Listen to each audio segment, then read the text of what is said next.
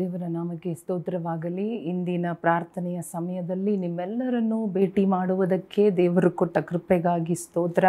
ಈ ಪ್ರಾರ್ಥನೆ ಸಮಯದ ಮುಖಾಂತರ ನಿಮಗಾಗಿ ಪ್ರಾರ್ಥನೆ ಮಾಡುವುದಕ್ಕೆ ದೇವರು ಕೊಟ್ಟ ಈ ಸಮಯದಲ್ಲಿ ನಾವೆಲ್ಲರೂ ಕೆಲವೊಂದು ವಾಕ್ಯಗಳನ್ನು ನಾವು ಧ್ಯಾನ ಮಾಡಿ ನಾವು ಪ್ರಾರ್ಥನೆ ಮಾಡಲು ಹೋಗೋಣ. ಇವತ್ತು ಕೂಡ ನಾವು ನೋಡಲಿರುವ ಕಾರ್ಯ ಯಾವ ರೀತಿಯಾಗಿ ನಾವು ಆಶೀರ್ವಾದ ಹೊಂದುವುದಕ್ಕೆ ನಮ್ಮಲ್ಲಿ ಇರಬೇಕಾದ ಕೆಲವು ಗುಣಲಕ್ಷಣಗಳು. ಸತ್ಯವೇದದಿಂದ ಒಂದು ವ್ಯಕ್ತಿಯನ್ನು ನೋಡೋಣ. ಅವರ ಜೀವನದಲ್ಲಿದ್ದ ಗುಣಲಕ್ಷಣಗಳು, ಅವರ ಜೀವನದಲ್ಲಿಂದ ಇದ್ದ ಆ ಒಂದು ಕ್ವಾಲಿಟಿಯಿಂದ ಅವರು ಯಾವ ರೀತಿಯಾಗಿ ದೇವರು ಅವರನ್ನ ಆಶೀರ್ವಾದದ ಅಂದರೆ ಫಲಭರಿತರಾದ ಜೀವನವನ್ನು ಅವರು ನಡೆಸುವುದಕ್ಕೆ ಸಾಧ್ಯವಾಯಿತು. ಹಲ್ಲೆಲೂಯಾ. ಓದಿಕೊಳ್ಳೋಣ ಒಂದು ವಾಕ್ಯವನ್ನು. ಆದಿಕಾಂಡ 49ನೇ ಅಧ್ಯಾಯ 22ನೇ ವಾಕ್ಯ. Genesis chapter 49 verse 22. ಯೋಸೇಫನು ಬಹು ಫಲವನ್ನು ಬಿಡುವ ವೃಕ್ಷಕ್ಕೆ ಸಮಾನನಾಗಿದ್ದಾನೆ. ಒರತೆಯ ಬಳಿಯಲ್ಲಿ ಬೆಳೆದು ರೆಂಪೆಗಳನ್ನು ಗೋಡೆಯ ಆಚೆಗೆ ಚಾಚಿರುವ ಫಲವೃಕ್ಷದಂತಿದ್ದಾನೆ. ಹಲ್ಲೆಲೂಯಾ. ನೋಡಿ, ಇಲ್ಲಿ ನಾವು ಈ ಒಂದು ವಾಕ್ಯವನ್ನು ಗಮನಿಸುವಾಗ ಯೋಸೇಫನು ಬಹು ಫಲವನ್ನು ಬಿಡುವ ವೃಕ್ಷಕ್ಕೆ ಸಮಾನನಾಗಿದ್ದಾನೆ. ದೇವರು ಯೋಸೇಫನಿಗೆ ಇಂತಹ ಒಂದು ಆಶೀರ್ವಾದ, ಇಂತಹ ಒಂದು ಪ್ರವಾದನಾತ್ಮಕವಾದ ಒಂದು ಆಶೀರ್ವಾದವನ್ನು ತನ್ನ ತಂದೆಯಾದ ಯಾಕೋಬನ ಬಾಯಿಂದ ಹೇಳಿಸಿದರು ಎಂಬುದಾಗಿ ನೋಡುತ್ತಾ ಇದ್ದೇವೆ. ಇದು ದೇವರ ಒಂದು ಪ್ಲ್ಯಾನ್ ಆಗಿತ್ತು. ಯೋಸೇಫನು ಫಲಭರಿತನಾದ ಒಂದು ವೃಕ್ಷ, ಗೋಡೆ ಮೇಲೆ ಏರುವ ಅಥವಾ ಹಾರುವ, ಗೋಡೆಯನ್ನು ದಾಟುವಂತಹ ಒಂದು ರೆಂಬೆ ಉಳ್ಳ ಒಂದು ವೃಕ್ಷ ಎಂಬುದಾಗಿ. A fruitful vine. Joseph was a fruitful wine.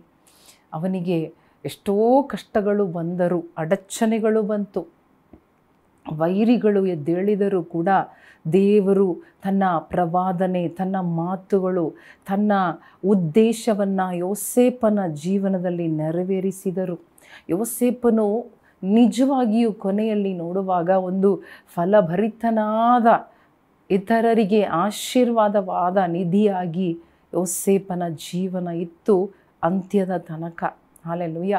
ಇದಕ್ಕೆಲ್ಲ ಕಾರಣಗಳು ಏನು? ಯೋಸೇಫನು ಈ ರೀತಿಯಾಗಿ ದೇವರ ಪ್ರವಾದನೆ, ದೇವರ ಒಂದು ವಾಗ್ದಾನಗಳನ್ನು ಹೊಂದಿಕೊಂಡು ಅದೇ ರೀತಿಯಾಗಿ ಅವನ ಜೀವನ ಸುಂದರವಾಗಿ ಬದಲಾಗುವುದಕ್ಕೆ ಕಾರಣಗಳು ಏನು? ತಡೆಗಳ ಮಧ್ಯದಲ್ಲಿ, ವೈರಿಗಳ ಮಧ್ಯದಲ್ಲಿ, ಅಡಚಣೆಗಳ ಮಧ್ಯದಲ್ಲಿ, ಏರುಪೇರಾಗಿ ನಡೆದ ಸಂಗತಿಗಳ ಮಧ್ಯದಲ್ಲಿ ಎವ್ರಿಥಿಂಗ್ ವೆಂಟ್ ಅಪೋಸಿಟ್. ದೇವರವನಿಗೆ ಅಷ್ಟೆಲ್ಲ ವಾಗ್ದಾನಗಳು, ಅಷ್ಟೆಲ್ಲ ಆಶೀರ್ವಾದಗಳು, ಅಷ್ಟೆಲ್ಲ ದೊಡ್ಡ ದೊಡ್ಡ ಉದ್ದೇಶಗಳು ಅವನ ಜೀವನದಲ್ಲಿ ಇದ್ದರೂ ಕೂಡ ಅನೇಕ ಸಾರಿ ಎಲ್ಲವೂ ಏರುಪೇರಾಗಿ ಅಪೋಸಿಟಾಗಿಯೇ ಅವನ ಜೀವನದಲ್ಲಿ ನಡೀತಾ ಇತ್ತು. ಇವತ್ತು ಕೂಡ ನಮ್ಮ ಜೀವನದಲ್ಲಿ ಈ ರೀತಿಯಾದ ಸಂಗತಿಗಳು ನಾವು ಹಾದು ಹೋಗುತ್ತಾ ಇರಬಹುದು. ಆದರೆ ನಾವು ಮರೆಯಬಾರದು, ದೇವರು ನಮ್ಮ ಜೀವನದಲ್ಲಿ ಕೊಟ್ಟಿರುವಂತಹ ವಾಗ್ದಾನಗಳು. ಅವರು ಒಂದು ಪ್ರಾಮಿಸ್ ಮಾಡಿದರೆ, ಅವರು ಒಂದು ಕನಸು, ಒಂದು ದರ್ಶನ ಕೊಟ್ಟಿದ್ದಿದ್ದರೆ, ಅವರು ನಮಗೆ ಒಂದು ಮಾತು ಕೊಟ್ಟಿದ್ದಿದ್ದರೆ, ಒಂದು ಪ್ರವಾದನೆ, ಒಂದು ಪ್ರೊಫೆಸಿ ನಮ್ಮ ಮೇಲೆ ಇರುವುದಾದರೆ ಅದು ಖಂಡಿತ ಈಡೇರುತ್ತದೆ.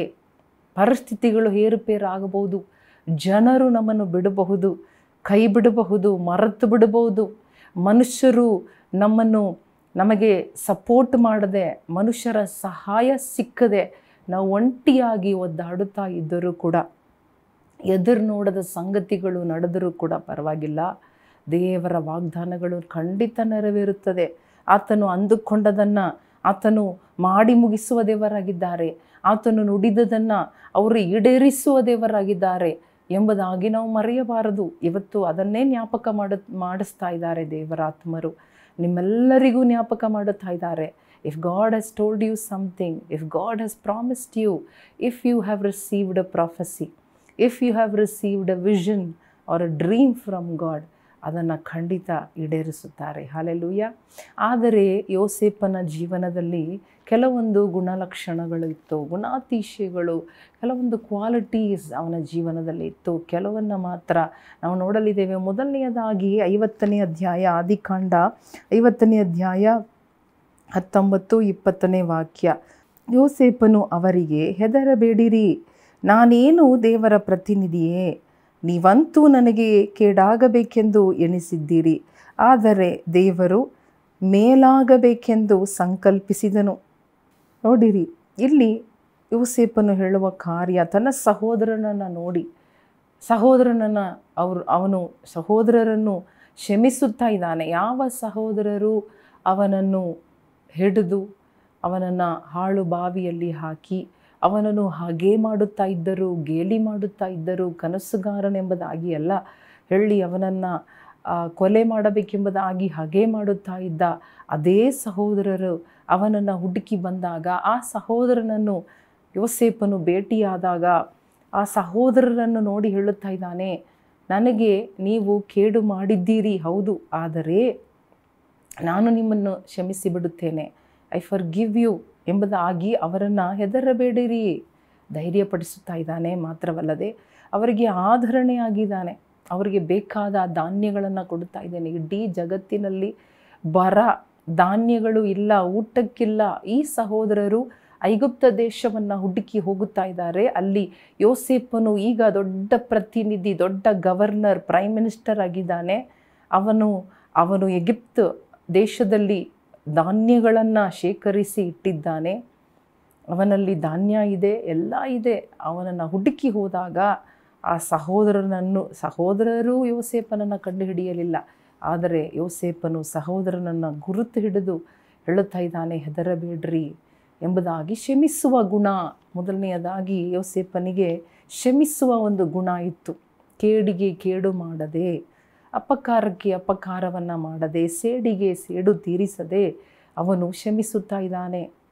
ಕ್ಷಮಿಸುವುದು ಮಾತ್ರ ಅಲ್ಲ, ಆಧರಣೆಯಾಗಿ ಮಾತನಾಡುತ್ತಾ ಇದ್ದಾನೆ. ಅವರನ್ನ ಹೆದರಬೇಡಿರಿ ಎಂಬುದಾಗಿ ಧೈರ್ಯಪಡಿಸುತ್ತಾ ಇದ್ದಾನೆ. ಈ ಗುಣ ನಮ್ಮಲ್ಲಿರಬೇಕು. ಆಗ ದೇವರು ನಮಗಿಟ್ಟಿರುವ ಆಶೀರ್ವಾದಗಳು ಒಂದು ಕೂಡ ಕಡಿಮೆ ಆಗದೆ ಎಲ್ಲವೂ ಪೂರ್ತಿಯಾಗಿ ನಮ್ಮ ಪಾಲಾಗುತ್ತದೆ. ಹಲ್ಲೆಲೂಯಾ. ಅಂದರೆ ನಮ್ಮ ಕ್ಷಮೆ ಇಲ್ಲದ ಜೀವನ, ಪ್ರೀತಿ ಇಲ್ಲದ ಜೀವನ, ಶತ್ರುಗಳನ್ನು ಪ್ರೀತಿಸದೆ ಕ್ಷಮಿಸದೇ ಇರುವ ಜೀವನ ನಮ್ಮ ಆಶೀರ್ವಾದಗಳಿಗೆ ಅಡ್ಡಿಯಾಗುತ್ತದೆ. ಅದುವೇ ಒಂದು ಅಡ್ಡಿ, ಬೇರೆ ಯಾವ ಅಡ್ಡಿ ಮಾಡಲು ಸಾಧ್ಯವಿಲ್ಲ. ನಮ್ಮ ಒಳಗಡೆ ಇರುವಂತಹ ಆ ಸೇಡು, ಆ ಕೋಪ, ಆ ಪ್ರತೀಕಾರದ ಒಂದು ಗುಣ ನಮ್ಮ ಆಶೀರ್ವಾದಕ್ಕೆ ಅದು ನಮಗೆ ತಡೆಯಾಗಿ ಬಿಡುತ್ತದೆ. ಇಲ್ಲಿ ಯೋಸೇಫನು ನೋಡಿರಿ, ಅವನ ಗುಣ ದೇವರಿಗೆ ಇಷ್ಟವಾದ ಗುಣ, ದೇವರ ಗುಣ, ಕ್ಷಮಿಸುವ ಗುಣ. ಅವನು ಕ್ಷಮಿಸಿಬಿಟ್ಟನು, ಅವರನ್ನು ಆಧರಿಸಿದನು, ಧಾನ್ಯ ಕೊಟ್ಟನು, ಅವರನ್ನು ಸೇರಿಸಿಕೊಂಡನು, ಅವರಿಗೆ ಜಾಗ ಮಾಡಿಕೊಟ್ಟನು, ಅವರನ್ನು ನೋಡಿ ಅತ್ತನು, ಅವರನ್ನು ಅಪ್ಪಿಕೊಂಡನು ಎಂಬುದಾಗಿ ನೋಡುತ್ತಾ ಇದ್ದೇವೆ. ಹಲ್ಲೆಲೂಯಾ. ಎರಡನೆಯದಾಗಿ ನಾವು ನೋಡೋಣ. ಎರಡನೆಯದಾಗಿ ನಾವು 39ನೇ ಅಧ್ಯಾಯಕ್ಕೆ ನಾವು ಬರುವಾಗ, ಆದಿಕಾಂಡ 39ನೇ ಅಧ್ಯಾಯದಲ್ಲಿ ನಾವು ನೋಡುತ್ತಾ ಇದ್ದೇವೆ 21ನೇ ವಾಕ್ಯ. ಆದರೂ ಯೆಹೋವನು ಯೋಸೇಫನ ಸಂಗಡ ಇದ್ದು ಅವನ ಮೇಲೆ ಕೃಪೆಯನ್ನಿಟ್ಟು ಅವನಿಗೆ ಸರಿ ಯಜಮಾನನ ಬಳಿಯಲ್ಲಿ ದಯೆ ದೊರಕುವಂತೆ ಮಾಡಿದರು. ನೋಡಿ, ದೇವರು ಅವನ ಸಂಗಡ ಇದ್ದರು. ಎರಡನೆಯ ದಾನಿ ಆ ಯೋಸೇಫನಲ್ಲಿದ್ದ ಎರಡನೆಯ ಒಂದು ವಿಷಯ ಏನು? ಯೋಸೇಫನು ತನ್ನನ್ನು ಹಿಡಿದು ಸೆರೆಮನೆಯಲ್ಲಿ ಹಾಕಿದ ಆ ಪೋಟಿಫರ್ ಅನ್ನು ಕೂಡ ಅವನು ಹಾಗೆ ಮಾಡಲಿಲ್ಲ. ಅವನಿಗೆ ವಿರೋಧವಾಗಿ ಯೋಸೇಫನು ಏನೂ ಮಾಡಲಿಲ್ಲ. ಪೋಟಿಫರ್ ಮನೆಯಲ್ಲಿ ಯೋಸೇಫನು ಕೆಲಸಕ್ಕೆ ಆಳಾಗಿ ಸೇರಿಸಲ್ಪಟ್ಟನು. ಆದರೆ ಅಲ್ಲಿ ಪೋಟಿಫರನ ಹೆಂಡತಿ ಸರಿ ಇರಲಿಲ್ಲ. ಅವಳು ವ್ಯಭಿಚಾರ ಮಾಡಬೇಕೆಂಬುದಾಗಿ ಯೋಸೇಫನನ್ನು ಹಿಡಿದಳು, ಕರೆದಳು, ಅವನನ್ನು ಎಳೆದಳು. ಆದರೆ ಯೋಸೇಫನು ಓಡಿ ಹೋದನು. ಆ ಕೋಪದಿಂದ ಅವಳು ದೂರು ಹೇಳಿ ತಪ್ಪಾದ ಅಪವಾದ ಹಾಕಿ ಅವನನ್ನು ಸೆರೆಮನೆ ಸೇರುವಂತೆ ಮಾಡಿದಳು. ಸುಳ್ಳಾದ ಅಪವಾದ, ಮೋಸದಿಂದ ಯೋಸೇಫನು ಸೆರೆಯಲ್ಲಿ ಹಾಕಲ್ಪಟ್ಟನು. ಆದರೂ ಅವನು ಪೋಟಿಫರ್ ಮೇಲೆ ಆ ಕೋಪವನ್ನು ಇಟ್ಟುಕೊಳ್ಳಲಿಲ್ಲ. ಅದು ಹೇಗೆ ಎಂಬುದಾಗಿ ನೋಡುವಾಗ ನೋಡಿರಿ, ಎಲ್ಲ ಕಡೆ ಬರ. ಈ ಪೋಟಿಫರ್ ಕುಟುಂಬಕ್ಕೆ ಕೂಡ ಧಾನ್ಯ ಕೊಟ್ಟಿದ್ದು ಯೋಸೇಫನೇ. ತನ್ನನ್ನು ತಪ್ಪಾಗಿ ಶಿಕ್ಷೆಗೆ ಒಳಪಡಿಸಿ ತನ್ನನ್ನು ಸೆರೆಮನೆಯಲ್ಲಿ ಹಾಕಿದ ಆ ಕುಟುಂಬಕ್ಕೆ ಆಹಾರ ಧಾನ್ಯವನ್ನು ಯೋಸೇಫನು ಕೊಟ್ಟನು. ಅಂದರೆ ತನ್ನನ್ನು ದೂರಿದವರನ್ನು ಅವನು ಹಾಗೆ ಮಾಡಲಿಲ್ಲ. ಆದ ಕಾರಣ ದೇವರು ಅವನ ಸಂಗಡ ಇದ್ದರು. ಅವನು ನ್ಯಾಯವಾಗಿದ್ದ ಕಾರಣ, ಅವನು ದೂರದ ಕಾರಣ, ಹಾಗೆ ಮಾಡದ ಕಾರಣ ಅವನು ದೇವರ ಸಂಗಡ ಇದ್ದನು. ದೇವರನ್ನು ಬಿಟ್ಟು ಕೊಡಲಿಲ್ಲ. ಪಾಪ ಮಾಡುವ ಸಂದರ್ಭಗಳು, ವ್ಯಭಿಚಾರ ಮಾಡುವ ಸಂದರ್ಭಗಳು, ಯಾರು ನೋಡದೇ ಇದ್ದಾಗ ಮನೆ ಒಡೆಯನಾಗಿ ಅವನಿಗೆ ಎಲ್ಲ ಸವಲತ್ತು ಸಿಕ್ಕಿದಾಗಲೂ ಕೂಡ ಎಲ್ಲ ಮನೆ, ಆ ಪೋಟಿಫರ್ ಮನೆ, ಆಸ್ತಿ, ಸೊತ್ತು, ಲೆಕ್ಕಾಚಾರ ಎಲ್ಲವೂ ಯೋಸೇಫನ ಕೈಯಲ್ಲಿತ್ತು. ಆದರೂ ಯೋಸೇಫನು ಪೋಟಿಫರ್ ಹೆಂಡತಿಯ ಮೇಲೆ ಕಣ್ಣು ಹಾಕಲಿಲ್ಲ. ನ್ಯಾಯವಾಗಿ ಆತನು ಪರಿಶುದ್ಧನಾಗಿ ನಡೆದುಕೊಳ್ಳುತ್ತಾ ಇದ್ದನು. ಆ ಪೋಟಿಫರ್ನ ಹೆಂಡತಿ ಬಂದು ಪಾಪ ಮಾಡಲು ಪ್ರೇರೇಪಿಸುವಾಗ ಕೂಡ ಅವನು ಹೇಳುತ್ತಾ ಇದ್ದಾನೆ, ದೇವರಿಗೆ ವಿರೋಧವಾಗಿ ಹೇಗೆ ನಾನು ಪಾಪ ಮಾಡಲಿ?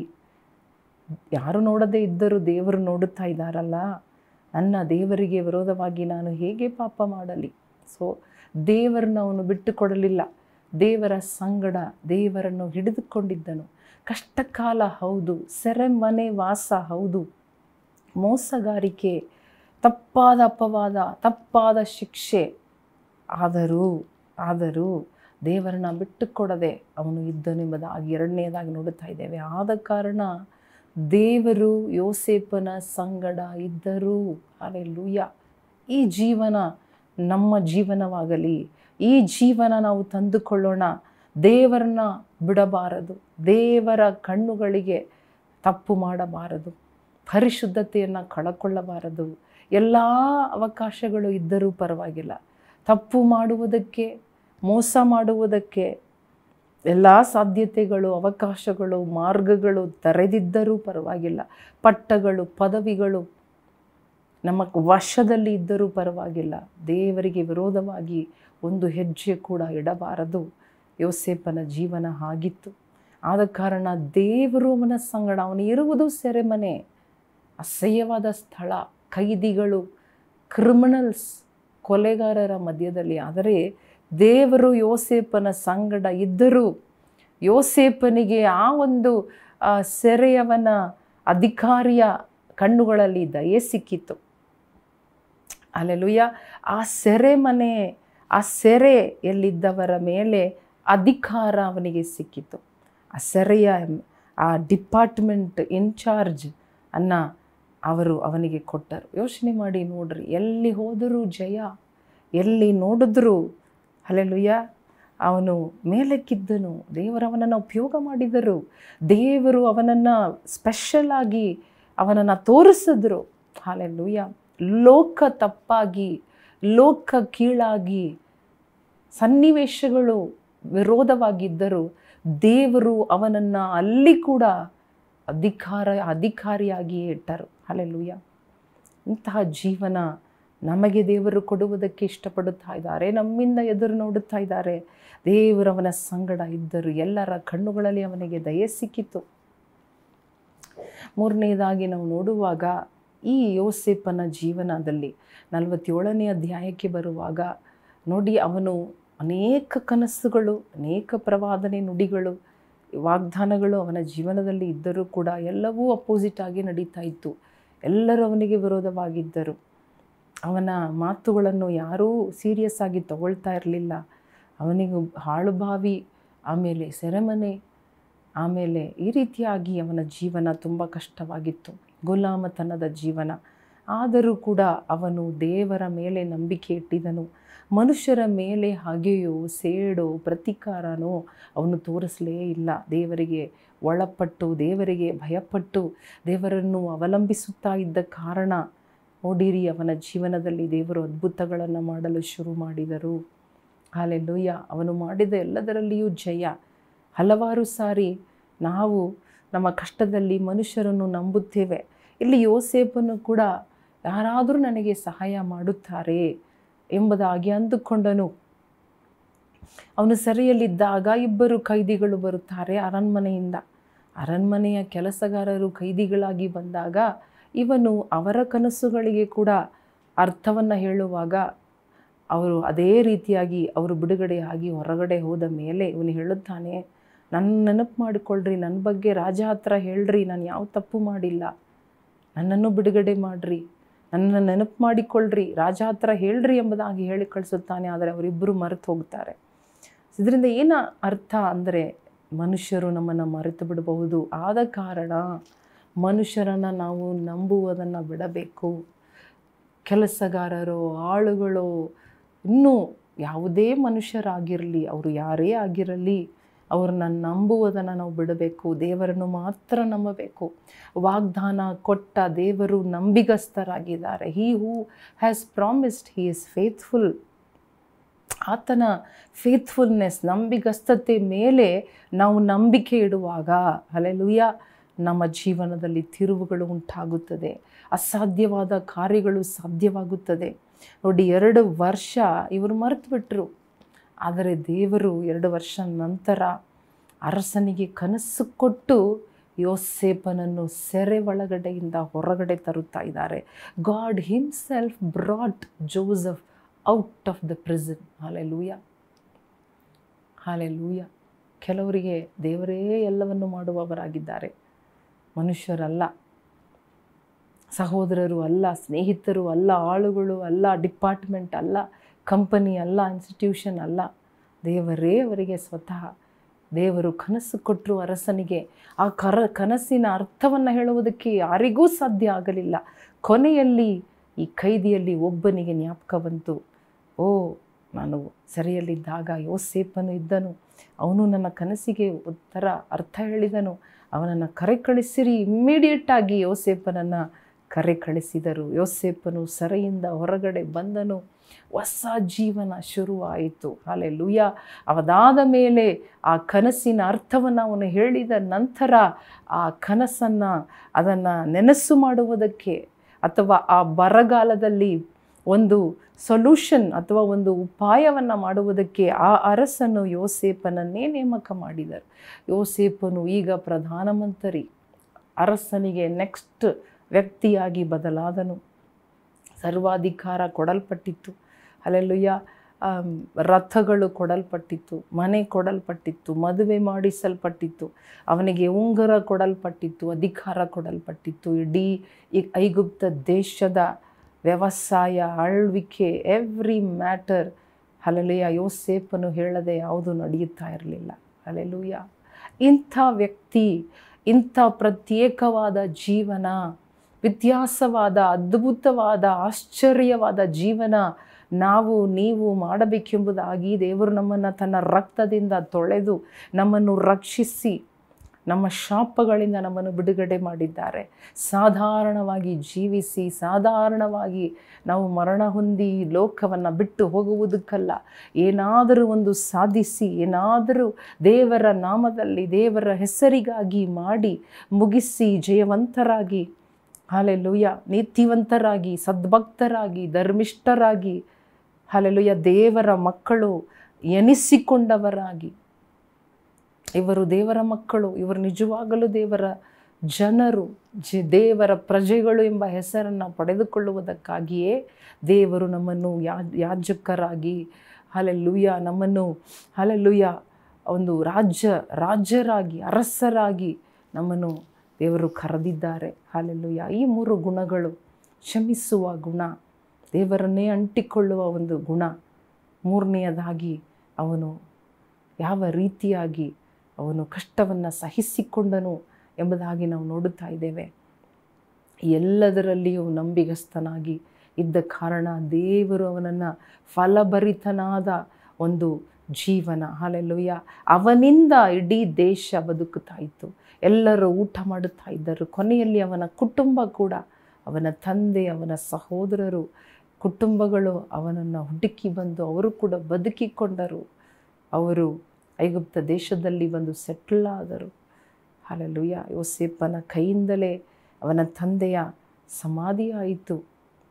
ಇಷ್ಟೆಲ್ಲ ದೊಡ್ಡ ದೊಡ್ಡ ಕಾರ್ಯಗಳ ಸಾಧನೆಗಳು ದೇವರ ಮಕ್ಕಳು ಮಾಡಬೇಕೆಂಬುದಾಗಿ ದೇವರು ನಮ್ಮನ್ನು ಕರೆದಿದ್ದಾರೆ. ನಮ್ಮ ಮೇಲೆ ಉದ್ದೇಶ ಇದೆ, ನಮ್ಮ ಮೇಲೆ ದೇವರ ವಾಗ್ದಾನ ಇದೆ, ನಮ್ಮ ಮೇಲೆ ದೇವರ ಪ್ರವಾದನೆ ಇದೆ, ದೇವರ ಒಂದು ದರ್ಶನ ನಿಮಗೆ ಕೊಟ್ಟಿರುವುದಾದರೆ ನೀವು ಚಿಂತೆ ಮಾಡಬೇಡ್ರಿ, ನೀವು ಭಯಪಡಬೇಡ್ರಿ, ನೀವು ಬಿಟ್ಟು ಕೊಡಬೇಡ್ರಿ, ಅದು ಖಂಡಿತವಾಗಿ ನೆರವೇರುತ್ತದೆ. ದೇವರದನ್ನು ನೆರವೇರಿಸುವ ತನಕ ನಿಮ್ಮನ್ನು ಬಿಡುವುದಿಲ್ಲ. ಈ ರೀತಿಯಾಗಿ ನಾವು ನೋಡ್ಬೋದು, ದೇವರು ನಮ್ಮ ಜೀವನವನ್ನು ಕಷ್ಟದಲ್ಲಿ ಕಡೆಗಾಣಿಸುವ ದೇವರಲ್ಲ, ಕಷ್ಟದ ಮಧ್ಯದಲ್ಲಿ ನಮ್ಮನ್ನು ಬೆಂಡ್ ಮಾಡುವ ದೇವರಾಗಿದ್ದಾರೆ, ನಮ್ಮನ್ನು ತಿದ್ದುಪಾಟು ಮಾಡುವ ದೇವರಾಗಿದ್ದಾರೆ. God doesn't end our life, but he bends our life. ಆತನು ನಮ್ಮ ಜೀವನವನ್ನು ಸರಿ ಮಾಡುತ್ತಾರೆ. ಯೋಸೇಫನ ಜೀವನ ಫಲಭರಿತವಾದ ಜೀವನ. ಅವನ ಜೀವನದಲ್ಲಿ ಅಷ್ಟು ವರ್ಷಗಳು ಏನೂ ಅವನು ಅಂದುಕೊಂಡ ರೀತಿ ನಡೆಯಲಿಲ್ಲ. ಶತ್ರುಗಳ ಕಾಟಗಳು ಇತ್ತು, ಆದರೂ ಹಲ್ಲೆಲೂಯಾ ದೇವರು ಅವರ ಮಧ್ಯದಲ್ಲಿಯೇ ಯೋಸೇಫನನ್ನು ಬೆಳೆಸಿದರು, ಫಲಭರಿತನಾಗಿ ಮಾಡಿದರು, ಗೋಡೆಯನ್ನು ಕಟ್ಟಿದರು. ತಡೆಗಳು ಬಂತು, ಆದರೂ ಗೋಡೆಯ ಮೇಲೆ ಹಾರಿ ದಾಟಿ ಬೆಳೆಯುವಂತಹ ವೃಕ್ಷವಾಗಿ, hallelujah. There was a wall, ಅಲ್ಲಿ ಒಂದು ವಾಲ್ ಇತ್ತು, ಆದರೂ ಅದರ ಮೇಲೆ ಹಾರುವಂತಹ ಜೀವನ ಯೋಸೇಫನಿಗೆ ದೇವರು ಕೊಟ್ಟರು. ಇವತ್ತು ಕೂಡ ನಿಮ್ಮ ಮೇಲೆ ಒಂದು ಉದ್ದೇಶ ಇರುತ್ತದೆ, ಆದರೆ ಅನೇಕ ಗೋಡೆಗಳು ಕಟ್ಟಲ್ಪಡುತ್ತದೆ ತಡೆಯಾಗಿ.